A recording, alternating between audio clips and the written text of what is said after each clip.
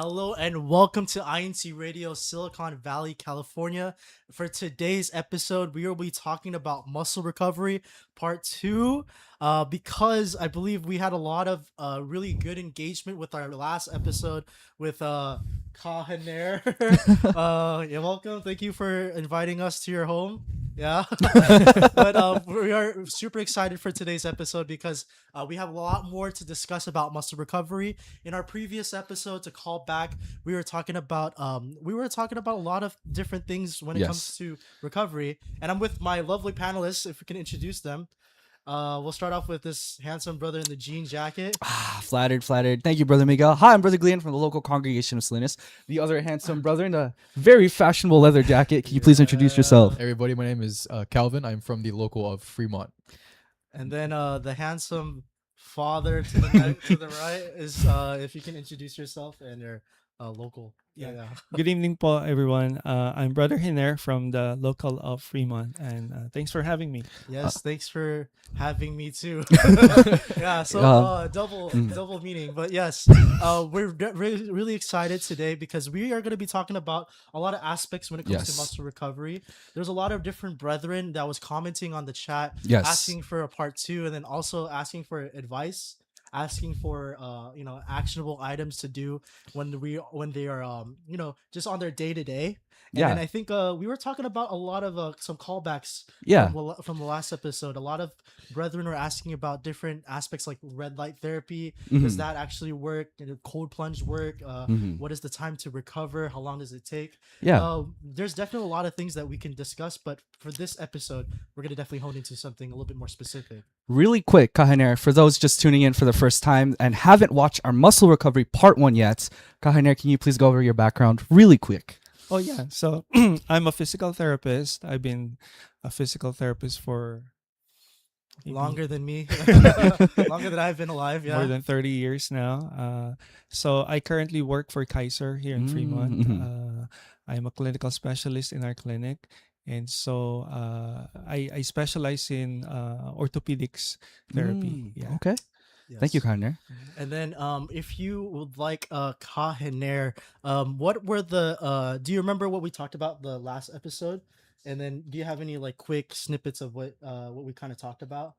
Yeah, I think last time we talked about the concept of tissue adaptation. This is where our body, the tissues of our body respond differently based on how much stress we put into the tissue. Yes. So that's an important framework that we use in physical therapy because we can then predict how we can introduce exercise to a patient, either recovering from an injury or trying to just get better with what they do in their life. For example, somebody who's an athlete, they are recovering from a tendinitis, for example, of the knee. And when we see them in the clinic, then we prescribe them with the appropriate exercise program, which is based on how much load we want the tissue to receive while they're trying to improve the other impairments that they have at that moment. Yes. I believe you mentioned in our conversation before the broadcast started, there's this concept that there's not a one-size-fit-all when it comes to recovery. Correct, Kahaner? That's correct. There's so many different variables that we have to consider when we're trying to prescribe somebody the optimal program for tissue recovery. Number one would be the age of the individual. Their background, their health status is another important one. Of course, their level of physical activity on a day-to-day basis is also another factor that we use so that we can be more accurate in what they can do that will give them success in their goals in therapy. Yes, very much so. We definitely did a lot of in-depth conversation. I think one of the callbacks from it was one of the most actionable items that Kahaner prescribed that could be used for everybody was being able to learn to listen to your body, making sure that you're able to really understand not to push yourself. And then also I think another aspect was being able to have quality sleep. Yes. Sleep was a huge aspect. And then for that other one, I think there was a third callback. I don't remember, but if you're able to comment, we could definitely love to be able to hear from that callback. But let's actually read some of the comments that is posted up for today. We have a bunch of different comments saying greetings from happy viewing from Union City, from Ka Jabin. I just saw him earlier. Ka Renia said, hello and good evening to our Assistant District Minister, Brother Jason Dulalas, and family. Do you want to read off so many comments, Brother Glean or Brother Calvin? from Maya, it says, I'm about to go to the gym's recovery room and watch part 2. Perfect time. Hashtag Milpitas. And yeah, it's just seeing all of the brethren greeting each other at 10 p.m. here in SVC. Yes. I think Ahiner pointed at there was a comment from Kuya JV Baltazar. What about posterior tibia? Am I pronouncing that right? Yeah. So, where is that? Tibial Tibial tendinitis treatment, brother. I don't know. I don't know any of that. I think brother JV. Brother JV is probably pertaining to posterior tibial tendon. Is a tendon located in the ankle, so it's one of the major tendons that support the plantar arch of the foot. So people who are either doing an activity that involves a lot of standing and walking or even running. I sometimes think he's a volleyball player. Remember? I think so. Yeah. Oh, okay. So do you have injury? Or?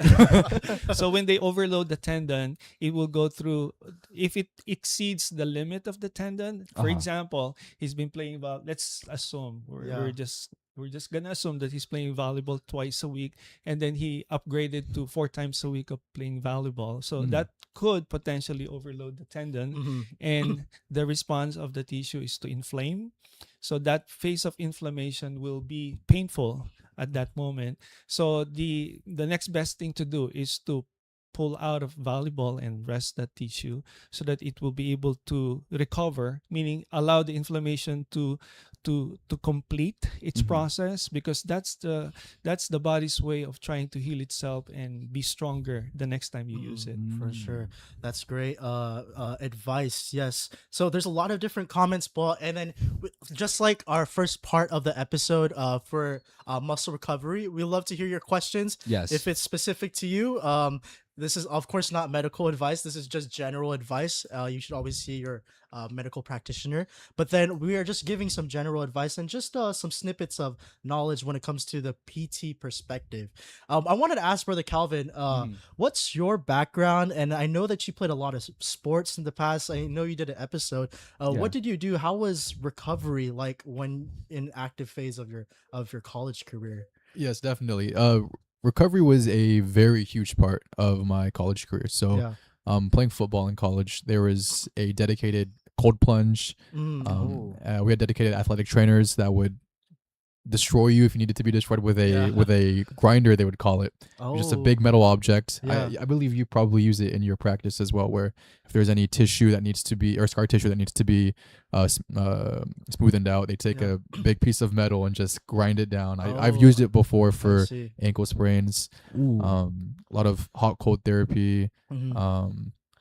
There's I don't know what the machine is called. It's a light machine. I think it's a quartz machine. You put it on and it's not red light. I forgot what it's called, but it really helps with a lot of muscle recovery as well. So a big focus is muscles, tendons, ligaments. I see. Was there any time where you felt that you have injured yourself, or you pushed your body too hard where you can't really operate physically? Definitely, for sure. I've been fortunate enough to where my worst injury has been a high ankle sprain, which does take a while to recover from. Yeah. And it's one of those things where it can get pretty bad to the point where you can't put any load on it whatsoever. And that process is pretty long. It was long for me, at least. A lot of ABCs with the ankles, which I'm sure you know a lot about. Yeah. What is ABCs?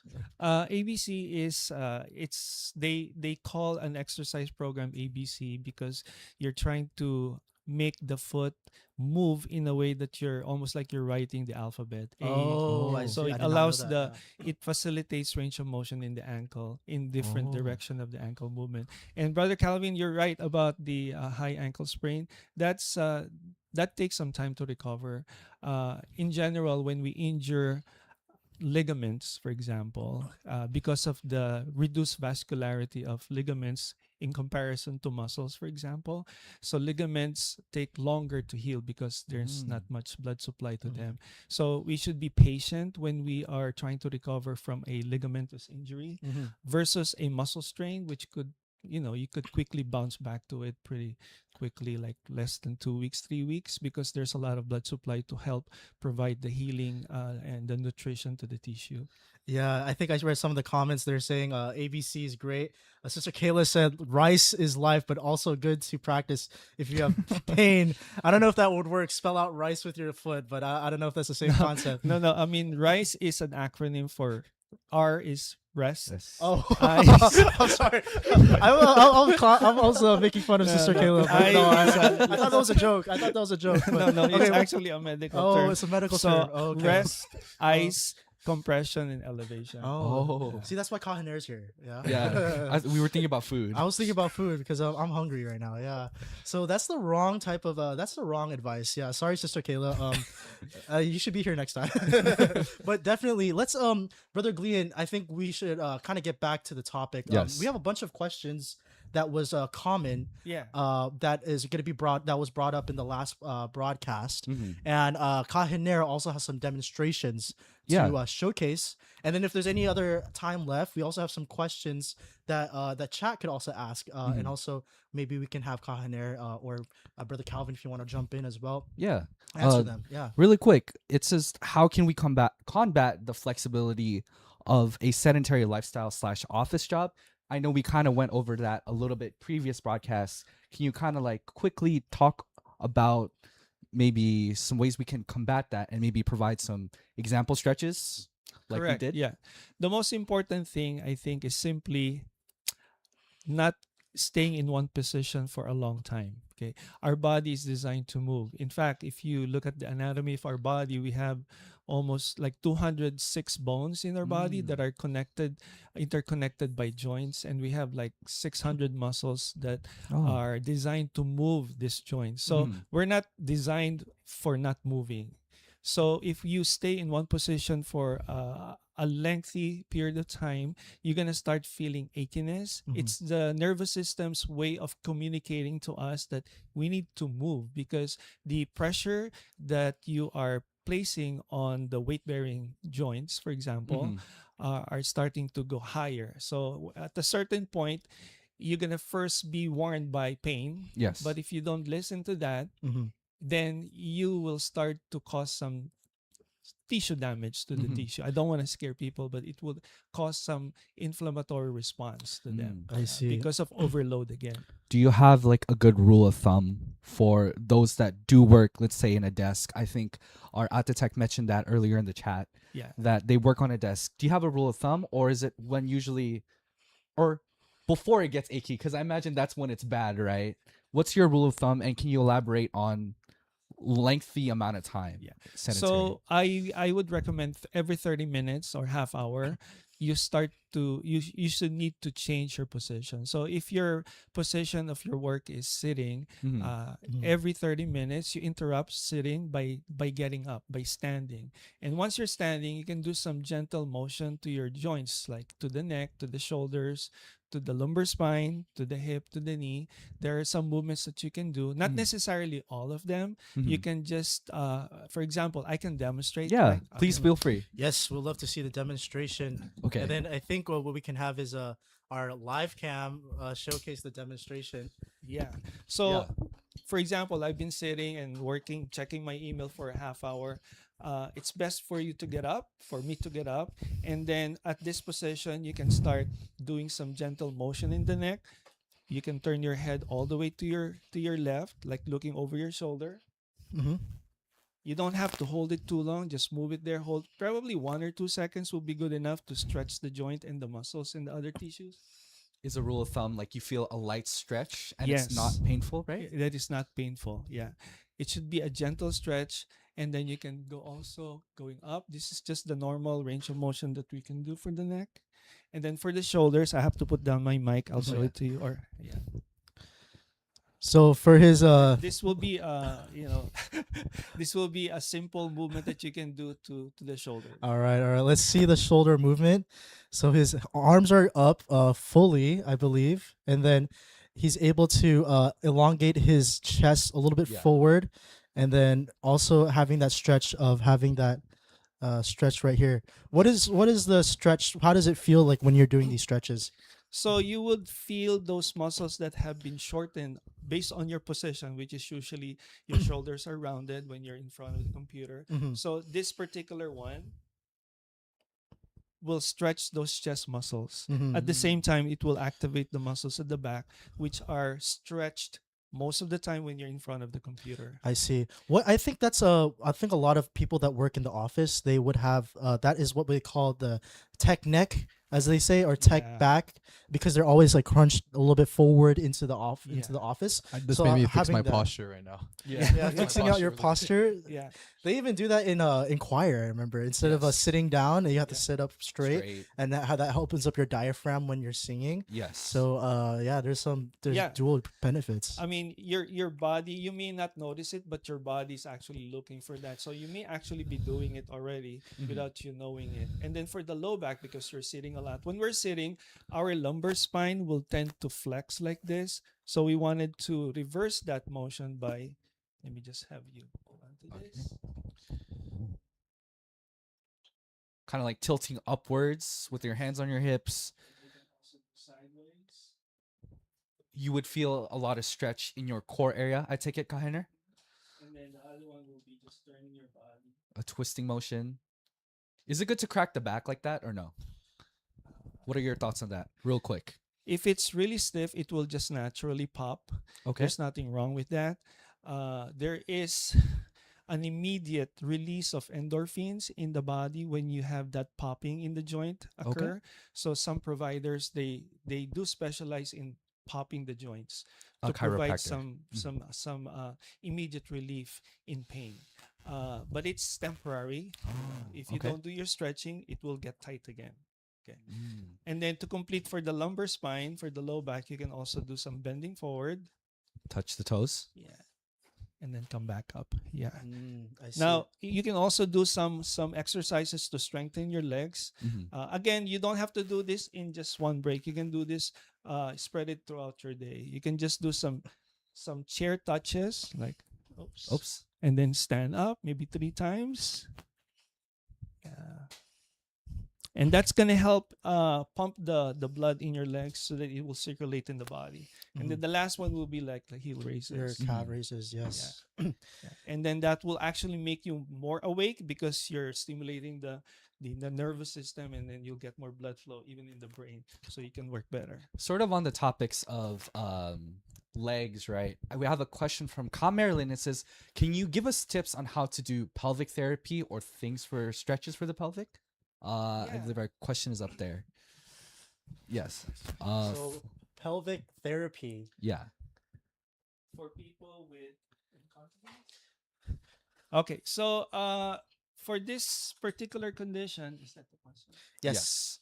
Okay, so for this particular condition, what happens usually is the muscles, the pelvic floor muscles, lose the tone so that it could render the pelvic floor reduced ability to control number one. Yes.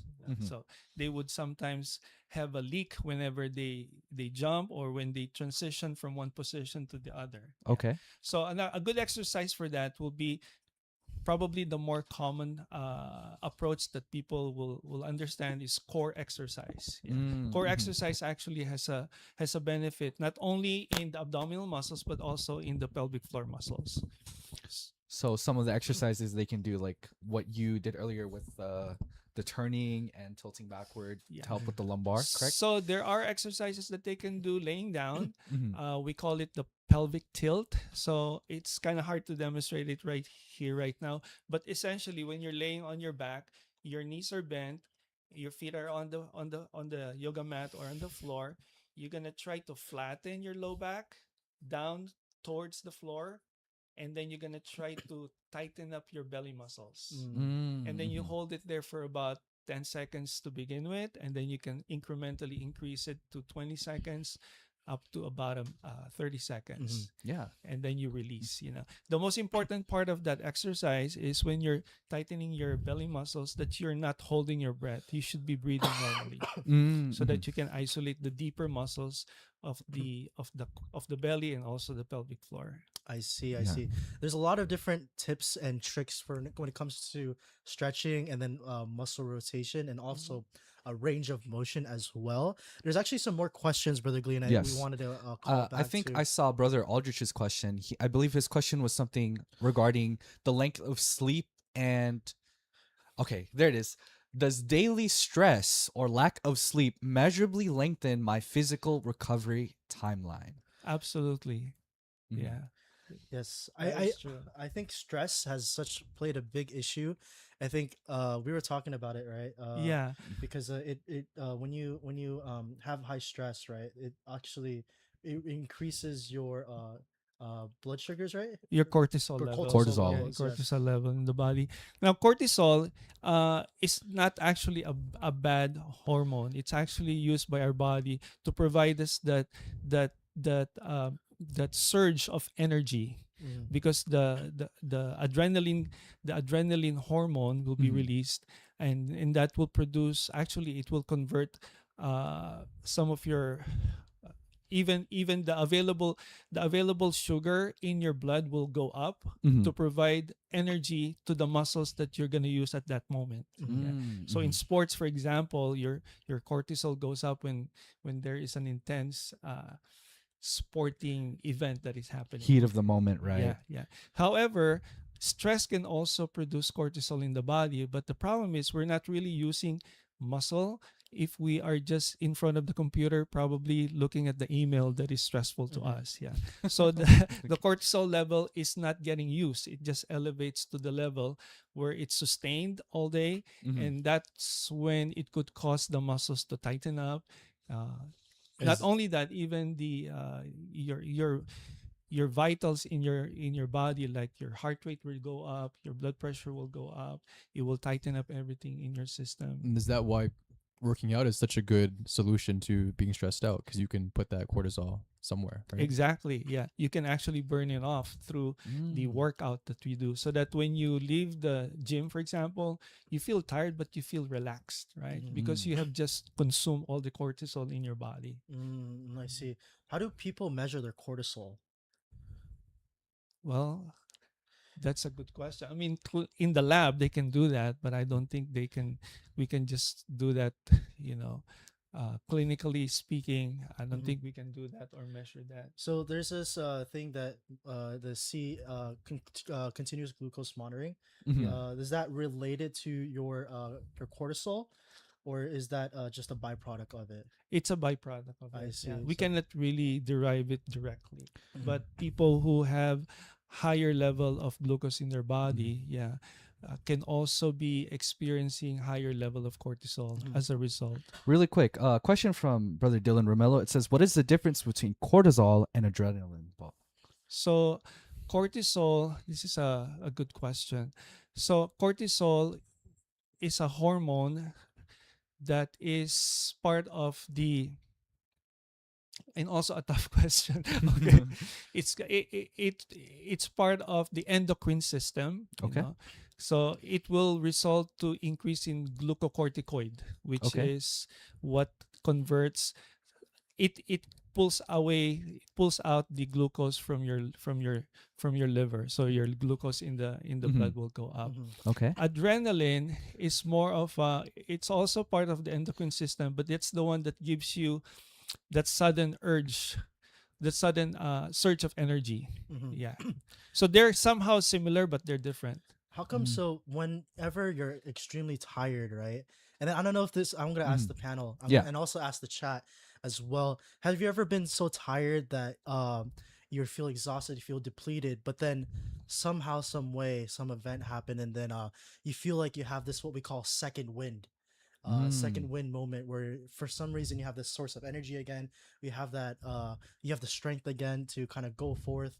Maybe it's some sort of significant event that has happened, something emotional, something physical that is needed. Is that cortisol or adrenaline in the works, or how is that? I think that's more of the adrenaline side of the endocrine system. Yeah, it gives you that extra surge of energy. Yeah, because I see a lot of athletes, and Calvin, I wanted to ask your perspective. You know, when you're playing in a game, right, you're extremely depleted and of your energy, but then has there been a time where you felt you're fully exhausted, but then you're like one moment away, towards the goal, or almost to close out the game? How does that feel on your perspective? Definitely. I think also there's what a lot of people experience called the runner's high. Yeah, I think that's a really good example of having a second win as well. A second win as well. I think, I mean, maybe correct me if I'm wrong, but cortisol, is that more of a chronic elevation that happens, right? As opposed to adrenaline, that's more acute and more immediate. Yeah, I mean, cortisol could also be sustained and becomes chronic, but in most cases, it's regulated again by your adrenaline gland, okay, which are located in the kidneys. I see.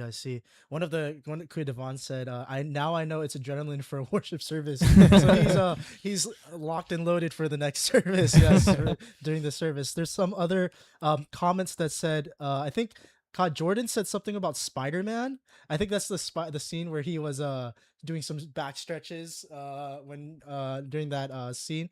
But definitely there's a lot of different comments that saying thank you for the advice. Kahiner from Sister Danielle.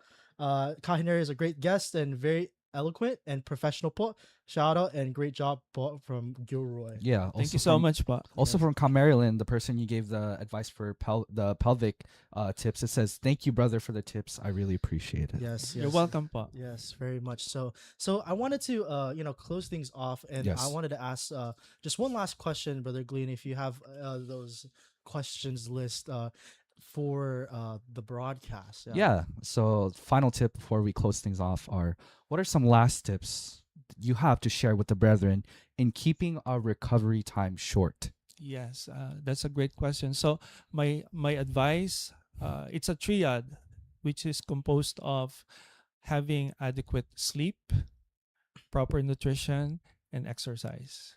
Those three are the best combination to allow our body to recover fully. So in terms of exercise, you have to also dose the exercise according to your phase of healing. So what does that mean? Yeah. So in other words, if you have an acute injury, you don't want to exercise heavily. You want to just do gentle movement to the area that you have injured. And then as you develop stronger tissue, then you apply a higher vigor of exercise so that it will allow the tissue to remodel to the level where you want it to be so that you can perform optimally in whatever you do. Exactly. Amazing. That is a very good takeaways: exercise, sleep, and nutrition. Yes, those three takeaways from this episode. So thank you so much, Brother Calvin, Kahiner, Kaglian. Thank you, Brother Mix. And I wanted to ask, before we kind of close things off, if you have any shout outs before we kind of close things off and kind of move on to our next section of the broadcast. So we'll start off with Brother Glean, and then we'll go to Kahiner and Calvin. My first shout out, definitely, Brother Mix, Kahiner. Thank you for having us here to host INCRadio. Nice to see you as well. Shout out you, Brother Calvin. Also, really quick, shout out my parents. Happy anniversary. I love you both. Happy anniversary to the family. And shout out to our very hardworking INCRadio team. We appreciate you all. Yes. And then, Brother Calvin, do you have anyone you want to shout out or anything you want to close things off? Yes. Shout out to everybody in this room for allowing us to be here together today. Shout out to my family in Fremont, all my friends back in Montclair, girlfriend in San Francisco, and all my friends in Fremont as well, Josh and Jay. Yeah, Josh and Jay, yes sir. Yeah, and then Kahed Nair. Shout out to yeah. Shout out to my family. You're welcome, Brother Paolo, who's watching right now, and then my wife Timmy, and all the cast of the INCRadio. Thank you for having me. Yes, thank you, Kahed Nair. And then I want to give a shout out to the comments that keep on spamming the chat. You know, all of these different thank yous to Kahed Nair, and then also a lot of a lot of brethren that we haven't seen in so long. I think we saw a lot of we saw Queer RJ Atelian, the Lamellos, hello Pop, viewing from Patterson, Central Valleys. We miss you. We also have our Ninong as well, and then also some friends connecting from all over from Rockford and Illinois and everything like that. So we wanted to say thank you so much, especially to the chat and also those that continue to join us every night. But before we kind of close things off for tonight, we do have some reminders and wanted to say thank you so much. Yeah, for our upcoming activities, we also have our C2S monthly meetup. For some past activities, we had our monthly meetup of the Bin Heat, as well as our CBI special gathering baccalaureate. Quickly, ways to tune in and keep up with church media: Instagram and Facebook and YouTube at INC, at Iglesia Ni Cristo Christian Family Organizations CFO, at Iglesia Ni Cristo News and Updates, at Iglesia Ni Cristo Production Company INCPC Pasugo God's Message, www.iglesianicristo.net, at INC Original Music, YouTube, Spotify, Apple Music, at SVC Films, at INC Museum, at INC TV, at INCRadio, and at Net 25. Yes, we have a lot of different ways to tune in and ways to keep up. Yeah. So many different accounts or social medias that you can follow. And then, of course, please always tune into INCRadio Silicon Valley as well. Yes. But before we kind of close things off, we would like to thank the church administration, our executive minister, Brother Eduardo V. Manalo, our deputy executive minister, Brother Angelo Manalo, our district supervising minister, Brother Noel Escasmen, and our station manager, Brother Wally Ture. And thank you so much, Bob, that especially INCRadio Silicon Valley, and of course everyone that's tuning in from outside the district as well. We'd like to let's close things off. Yeah, close things off. We know how we close things off in INCRadio. Thank you for watching another episode of INCRadio Silicon Valley, California. All right. Good Thank you so night. much. Good night. Make sure you tune in for the next episode for Alaska, and then also be able to do your stretches. Do your stretches. Do your pelvic stretch, your back stretch. Your pelvic. Back stretch. Yeah. Before you end things off tonight. But good night, everyone. Good night.